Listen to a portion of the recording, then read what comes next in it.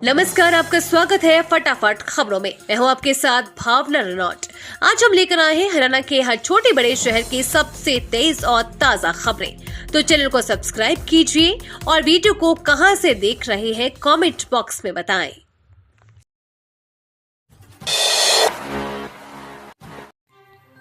पंचकुला में खर्च व पुलिस पर्यवेक्षक ने ली बैठक। चुनाव के दौरान की छापेमारी का लिया जायजा। नशीले पदार्थों पर रोक लगाने के दिए दिशा निर्देश।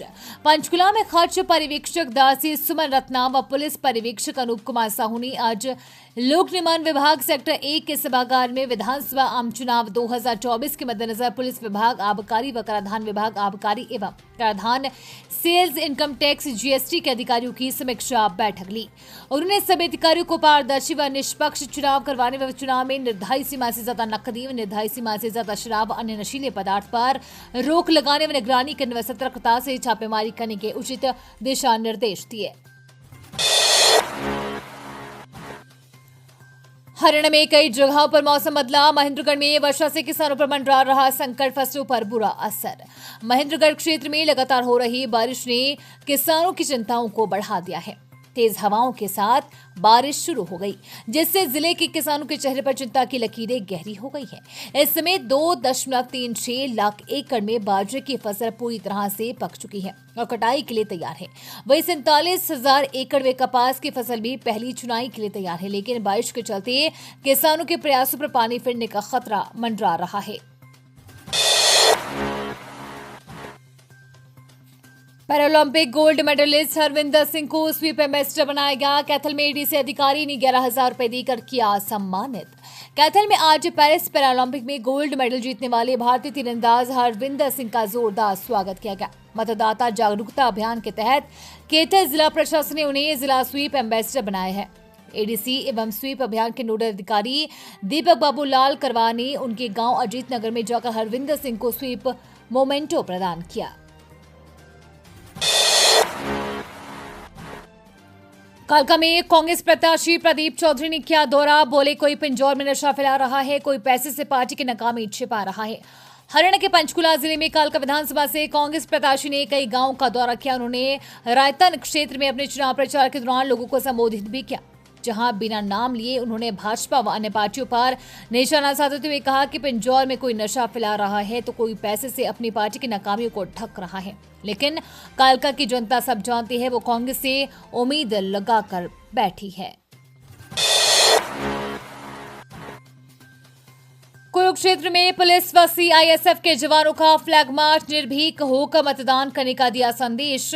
बोले, शांति भंग करने पर होगी कार्रवाई।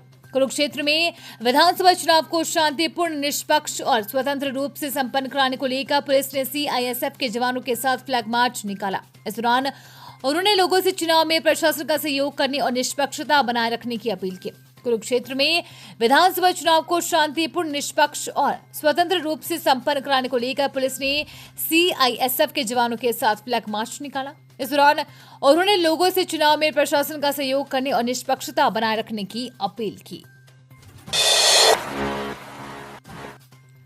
पानीपत की पालीवाल इंडस्ट्री में चोरी। स्टॉक इंचार्ज ने गायब किया 3600 किलो धागा। गेट मैनेजर भी शामिल, जीएम ने की निगरानी।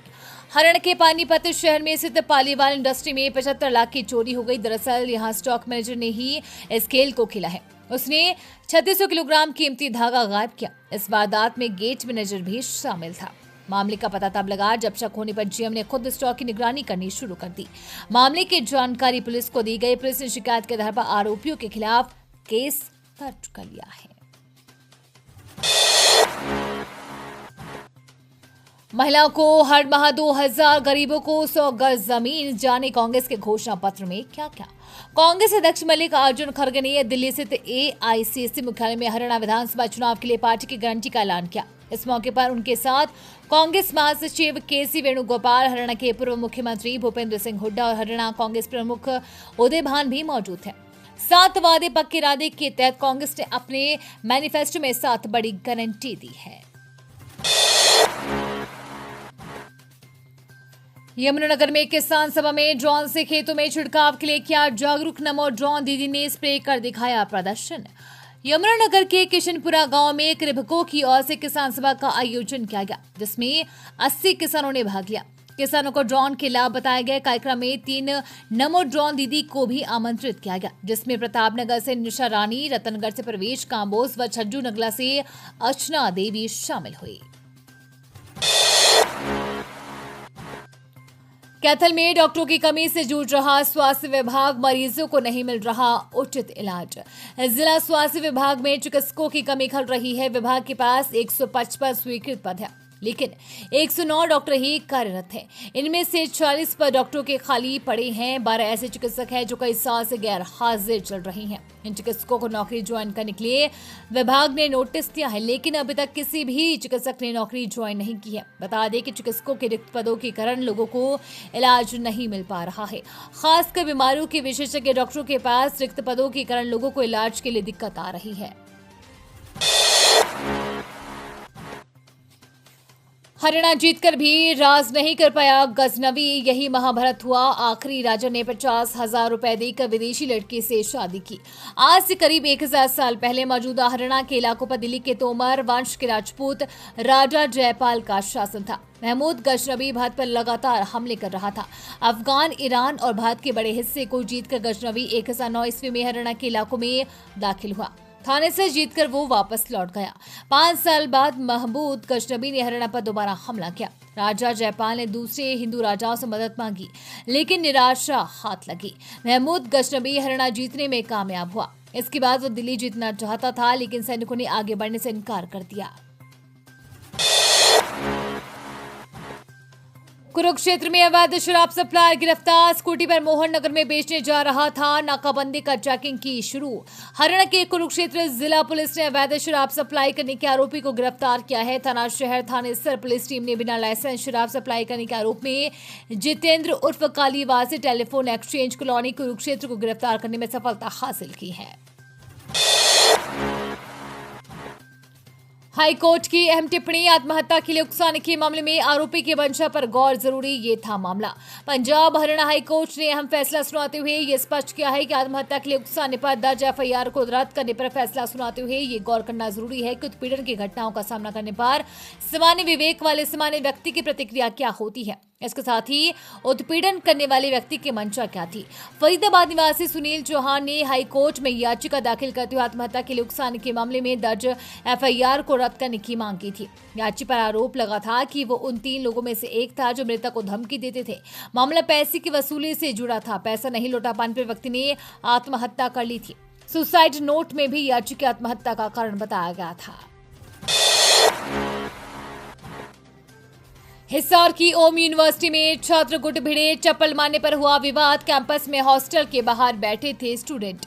हरियाणा के हिसार में ओम स्टर्लिंग ग्लोबल यूनिवर्सिटी में छात्रों के 2 गुटों में हॉस्टल के बाहर मारपीट हो गई। आरोप है कि मेवात के छात्रों ने मिलकर 3 से 4 छात्रों को लोहे की पाइप और रोड से जमकर पिटाई की।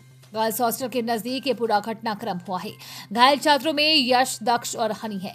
वहीं पहले गुट के छात्र हमला करने के बाद मौके से भाग गए। इस पूरी घटना के बाद हॉस्टल और कक्षाओं को छोड़ विद्यार्थी आज कैंपस के बाहर एकत्रित हो गए और हमलावरों पर कार्रवाई करने की मांग करने लगे। फिलहाल पुलिस मौके पर पहुंचकर पूरे मामले की जांच में जुटी है।